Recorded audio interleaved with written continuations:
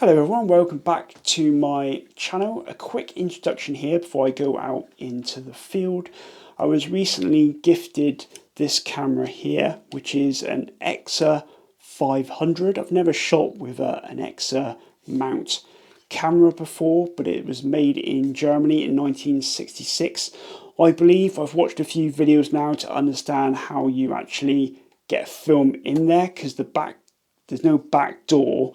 It comes out from the bottom, and it's got a great button on the back here which locks your shutter. So you would think that's the shutter button there, and I made that mistake, but actually the shutter button on this camera is at the front here.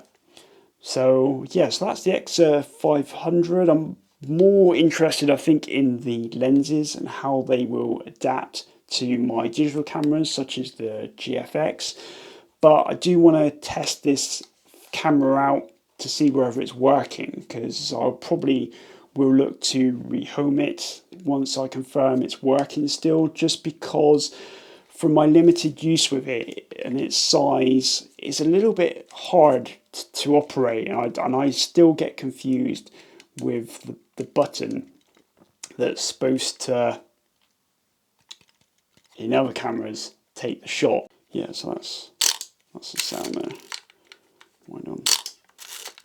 I was trying to wind it on twice then, because the pen F I've just used is a 2-stroke mechanism. Yeah, so I think I'm going to shoot some very old expired Alpha Delta 400 film in this. And the next time you'll see me, I'll be out at Montacute, where I'll be looking to shoot this film. I think as well, even though I made the mistake of shooting ISO film in the pen F in the summer last time around. I think because this film is so expired, I'm going to be shooting it at ISO 200, so that should allow me a little bit more creative freedom in terms of depth of field when using this camera. So anyway, I'll just load some film in and I will see you in Montacute.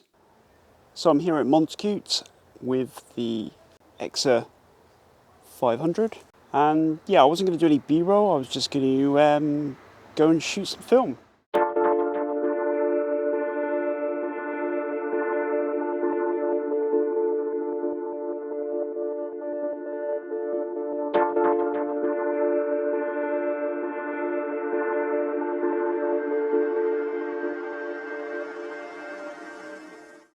Yeah, so I'm back in the office. I decided to extend this video a little bit more with my experiences with this Exa 500 camera. So 35 exposures in total. I estimate that about 44% of them are totally garbage. 33% were barely okay. 19% were average at best, which were given a 3-star rating. And there was certainly potential there, but I just feel that the lenses probably let the compositions down a little bit. I know a lot of people like the expired grain look, but for me, in the film that I used, it was just a bit too grainy for me. I tried all of the lenses, so the 135, which was sharp, but it just was very glowy, low contrasty in the center, regardless of whether it was sunny or overcast. So it was a bit of a disappointment, that lens. The MOG Lydith 30mm f3.5, and then the MOG 50mm f2.8, which is on this camera now, performed a little bit better, but they still weren't brilliant, to be honest. Right, so these are the 1-star garbage images, and you can see that I had some problems with focusing, the laggy shutter, which might have caused that type of effect.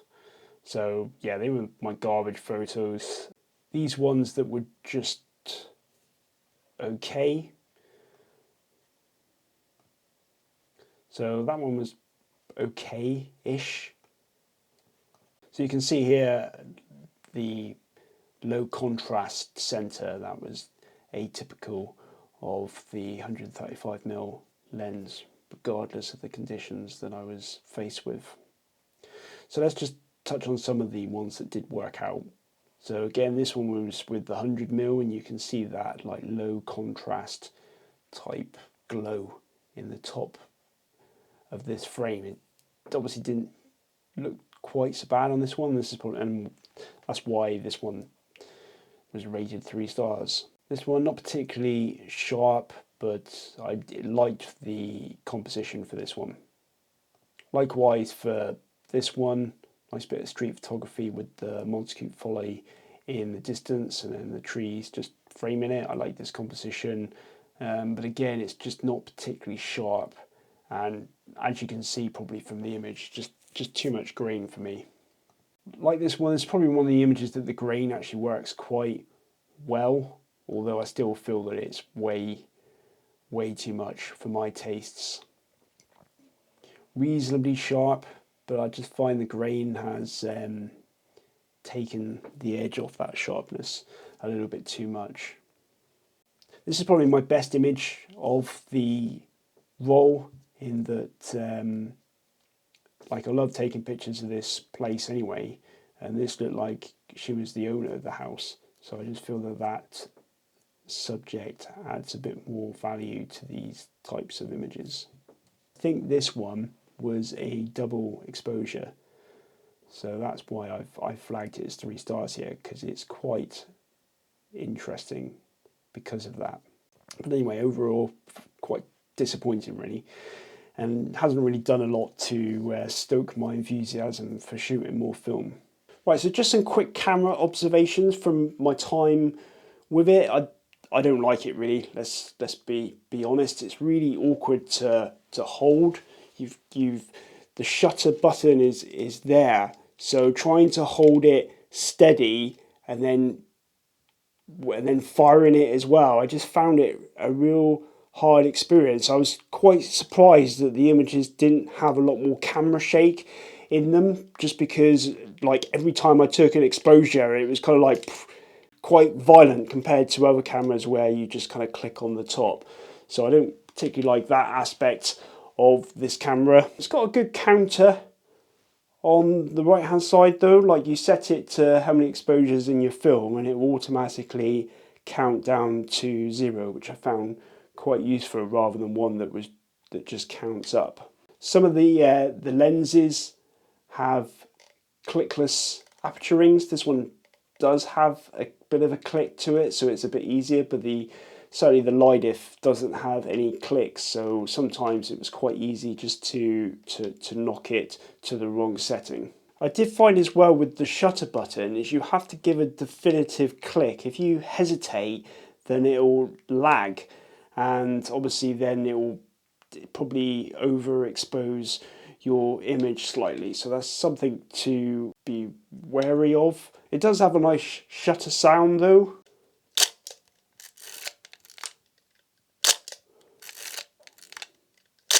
And it's quite a dinky small unit. Even the lenses are quite small and compact, so that's definitely a plus point for it.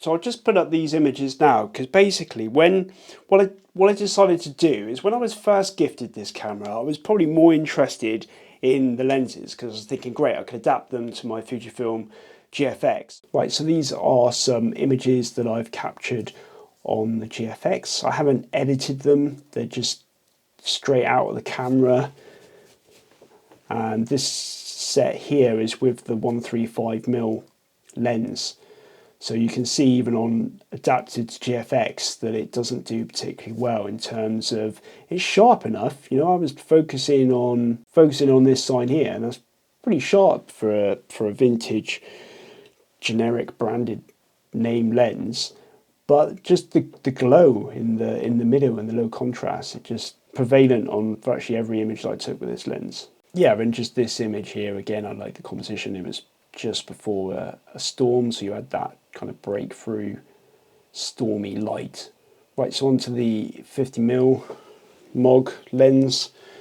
So it wasn't a very good performer on the GFX either. This is completely, it's hard to know where the camera and the lens actually focus. I'm pretty sure I was focusing on the car, but as you can see, it's not particularly great. And even here as well, you can just see that it's just quite soft and glowy.